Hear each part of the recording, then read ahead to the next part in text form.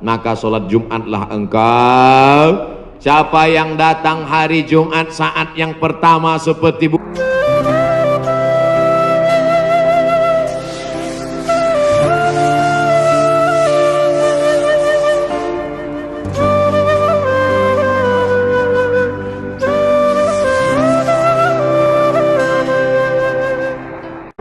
Ustadz Somad, saya manusia banyak dosa, tidak sholat Jumat. Kenapa nggak sholat Jumat? Man tarakal jumu'ata salasa marratin, siapa yang nggak sholat Jumat 3 kali berturut-turut tahawunan, bukan karena sakit, bukan karena darurat, tapi karena menyepelekan panggilan Allah, taba'allahu ala qalbi, Allah mengunci pintu hatinya. Kalau sudah hati terkunci, telinga tersumbat, mata tertutup, khatamallahu ala qulubihim wa ala sam'ihim wa ala absarihim ghishawah. 3 kali sholat Jumat kau tinggalkan, Allah mengunci pintu hatimu. Siapapun yang ceramah tak akan masuk ke telingamu. Na'udzubillah. Saya ingin bertobat dan sudah menjalankan taubat, maka sholat Jumatlah engkau. Siapa yang datang hari Jumat saat yang pertama seperti berkurban seekor onta, datang pada saat yang kedua seperti berkurban seekor lembu, datang saat ketiga seperti berkurban seekor kambing, datang saat keempat seperti berkurban seekor ayam, datang saat kelima seperti berkurban sebutir telur ayam. Sekarang banyak yang datang hari Jumat, jangankan telur ayam, telur puyuh pun nggak dapat. Datangnya kapan? Ketika khotib sudah naik ke atas mimbar, jamaah Jumat yang dimuliakan Allah, baru dia datang. Terlambat, udah terlambat sholat sunat lagi. Allahu Akbar. Pakai baju kaos tertulis, emang masalah buat lo. Orang kalau taubat itu malu sama dosa-dosa masa lalu, bukan bangga. Ini banyak juga orang udah taubat. Ustaz Somad, saya ini baru hijrah. Dulu semua saya minum, semua narkotika saya pakai. Ente taubat apa sombong? Orang taubat mengenang dosa itu melelehkan air mata, nangis. Ada juga bukan bangga. Ada juga sebagian jamaah sudah taubat nangis. Ustaz, saya, kamu menyesal minjam uang. La ilallah. Apabila kita sudah baca amalan-amalan penangkal musibah, tapi musibah masih saja terus datang, bagaimana sikap kita sebagai muslim? Man lam yardha bi qada'i, siapa yang tidak ridha menerima takdirku, walam yasbir bi balai, siapa yang tidak sabar menerima ujianku, falyatlub rabban siwaya, carilah Tuhan selain aku. Ada Tuhan selain Allah? La ilaha illallah. Maka kita tidak ada cara lain kecuali ridha, ikhlas, terima ketetapan Allah. Makanya ketika bangun pagi apa doanya? Raditu billahi rabba, aku ridha menerima Allah sebagai Rabb.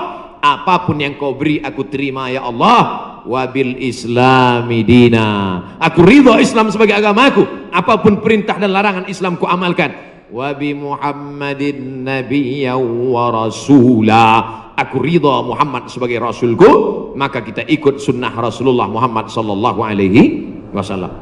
Terjadi juga ridha. Tapi kalau terjadi karena kurang usaha, hukum sebab akibat. Sudah disimpan uang di dalam dompet, dompetnya dikunci, dompetnya dalam laci, lacinya dikunci, lacinya dalam lemari, lemarinya dikunci, lemarinya dalam kamar, kamarnya dikunci, kamarnya dalam rumah, rumahnya dikunci, rumahnya dalam komplek, kompleknya dikunci, hilang juga. Terus mau ngamuk.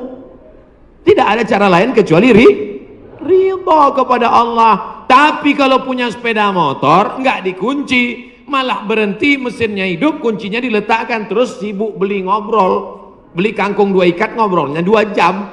Ketika dilihat hilang. Terus ketika hilang suaminya nanya, mana motor kita? Ridho mas. Itu bukan ridho, goblok. Mohon maaf saya keceplosan. Oleh sebab itu maka tetap ada Ahlus Sunnah wal Jamaah mengajarkan kita ada namanya al-kasbu wal ikhtiar. Bahasa kitanya namanya usaha. Kalau pemerintah menyuruh pakai masker, usaha. Jangan tidak ikut. Suruh cuci tangan sering. Sebetulnya kita nggak perlu belajar masalah cuci tangan. Ada nggak ada virus kita tetap cuci tangan, betul? Subuh cuci tangan, zuhur cuci tangan, asar cuci tangan, maghrib cuci tangan, isya cuci tangan, tahajud cuci tangan, witir cuci tangan, duha cuci tangan. Orang Islam paling sering cuci tangan. Makanya saya heran kalau sampai anak-anak kita diajarkan, mama siapkan gayung sama sabun. Untuk apa nak? Hari cuci tangan internasional. Loh, kita nggak perlu diajari cuci tangan. Nanti takutnya 20 tahun akan datang ada lagi namanya Hari Cebok Nasional. Dari 14 abad yang lalu kita sudah bersih, betul?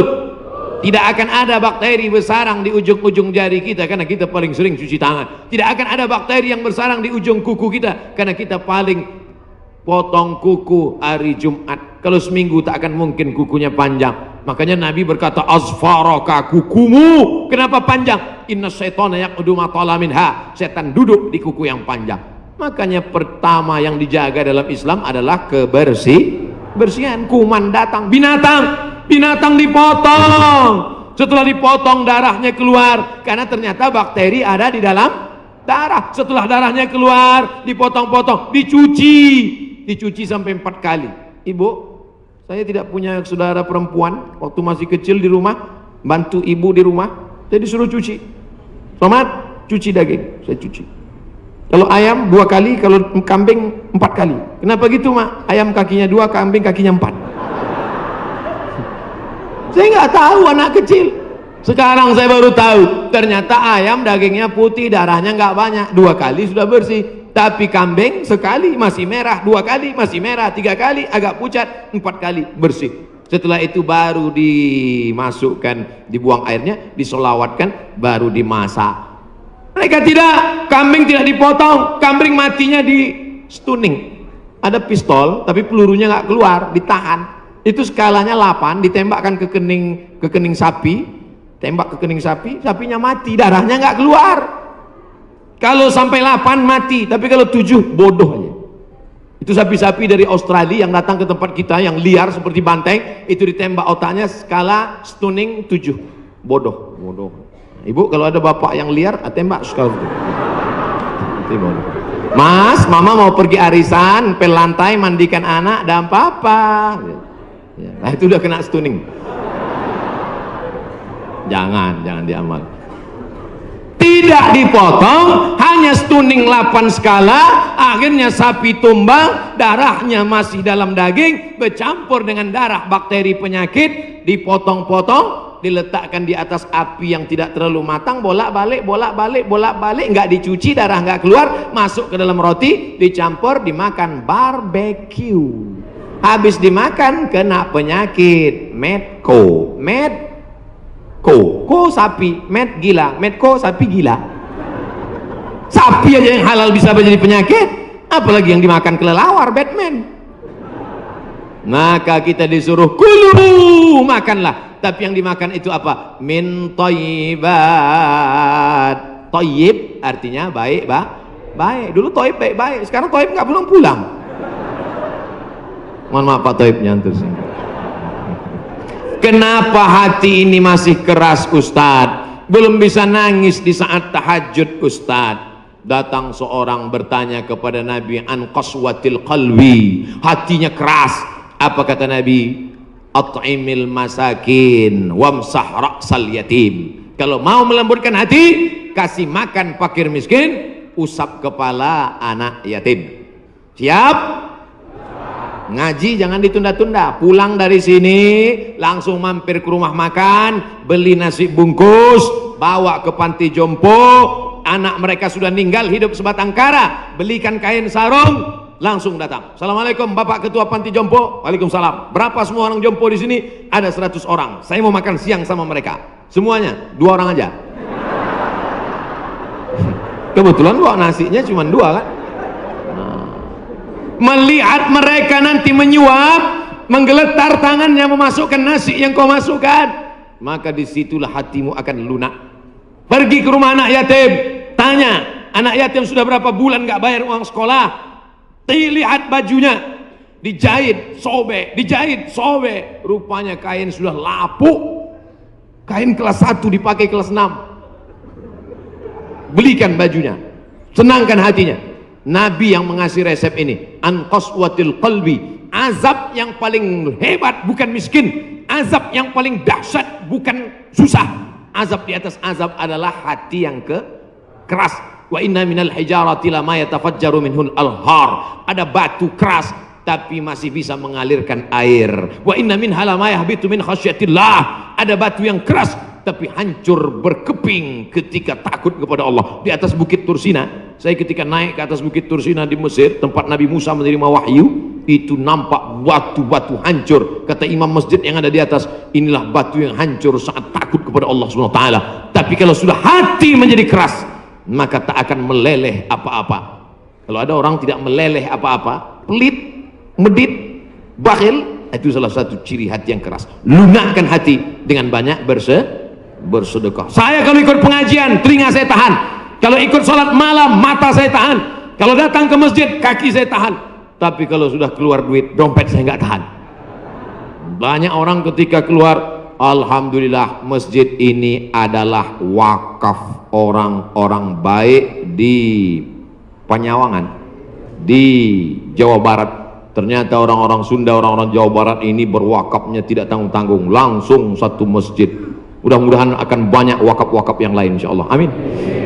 Sekarang banyak juga orang berwakaf. Ustaz Somad, itu tanah saya wakafkan. Mantap. Begitu diurus di Badan Pertahanan Nasional, rupanya suratnya 5. Kenapa kau wakafkan tanah bermasalah? Karena bermasalah, itulah saya wakafkan Ustaz. Nauzubillah. Kalau hatimu masih keras juga, hadirlah di tempat penguburan jenazah. Berdirilah di tepi kubur tempat jenazah. Kubur, suruh kawan satu nyenggol dari belakang. Masuk kau ke dalam, kau sambut jenazahnya, kau pegang masuk ke lubang, terasa dingin dari bawah. Sadarlah bahwa kau juga akan mati masuk ke dalam. Rumahmu yang besar tinggal, istrimu akan nikah dengan brownies. Mobilmu yang mewah akan dijual, suratnya akan berganti di kantor Samsat. Tanahmu akan diganti akte notaris. Kau hanya akan membawa 2-3 helai kain kafan, digulung macam dodol Garut. Apa yang kau bawa mati menghadap Allah SWT? Ada orang Islam mati bawa seragam? Ada. Tadi saya baru dikasih jaket kulit, sayang sekali, tapi jaket itu pun tinggal kalau kau mati, Abdul Somad. Kenapa nggak dipakai sekarang? Panas. Apa yang kau bawa mati? Kalau pernah kau usap kepala anak yatim, kalau pernah kau infak sedekah untuk masjid, itu yang akan kekal abadi. Yang mewakafkan tanah ini sudah meninggal, tapi terang kuburnya, lapang makamnya insya Allah. Amin. Pikirkan, orang yang cerdas bukan yang IP-nya 4, orang yang cerdas bukan otaknya hebat. Al-Kayyis, orang yang cerdas, mandana nafsahu, mampu menekan hawa nafsunya, wa amila lima ba'dal maut, dia beramal berpikir setelah mati. Ini banyak orang mikirnya setelah pensiun. Saya alhamdulillah Pak Ustaz udah siap nih setelah pensiun nanti. Emangnya yakin malaikat maut datang setelah pensiun? Banyak malaikat maut datang sebelum pensiun. Pikir baik-baik. Pikir itu pelita hati. Lama berpikir sakit hati.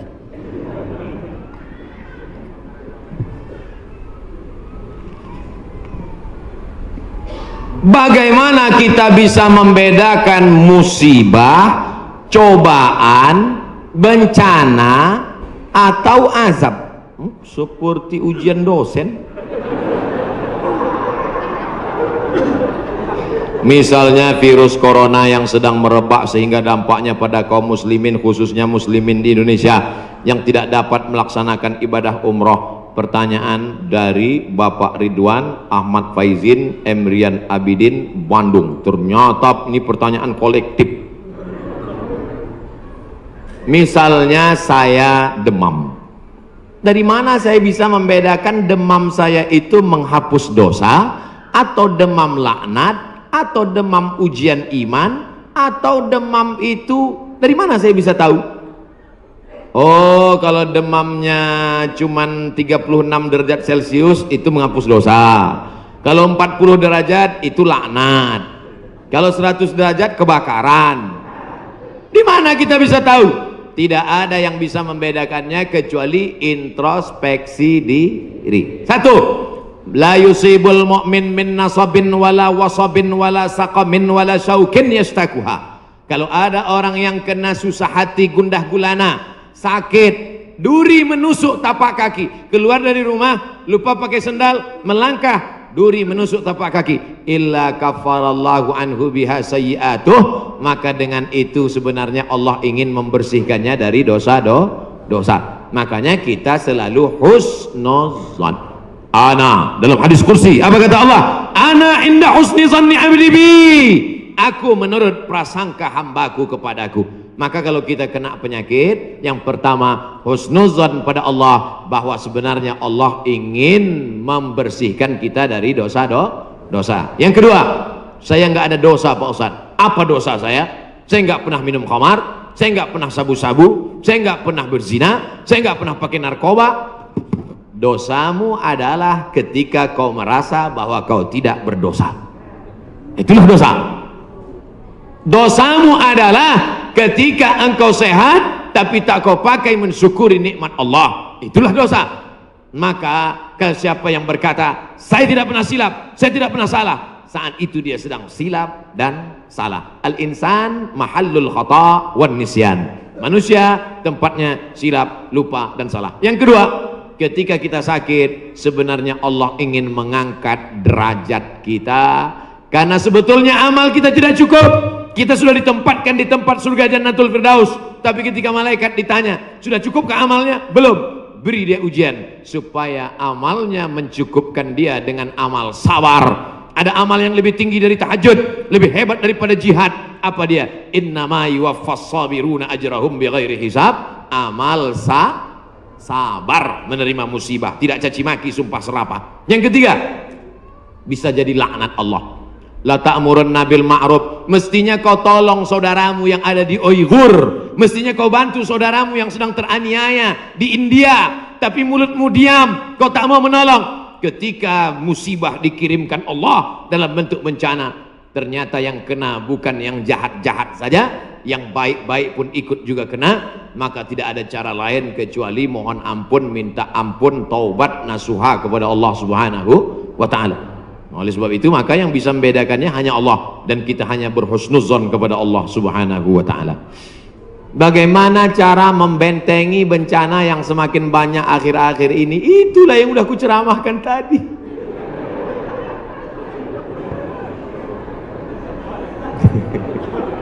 Itulah yang udah kita bicarakan selama 1 jam 15 menit tadi, brother. Tadi saya yakin ini pertanyaannya sebelum dibuat sebelum ceramah.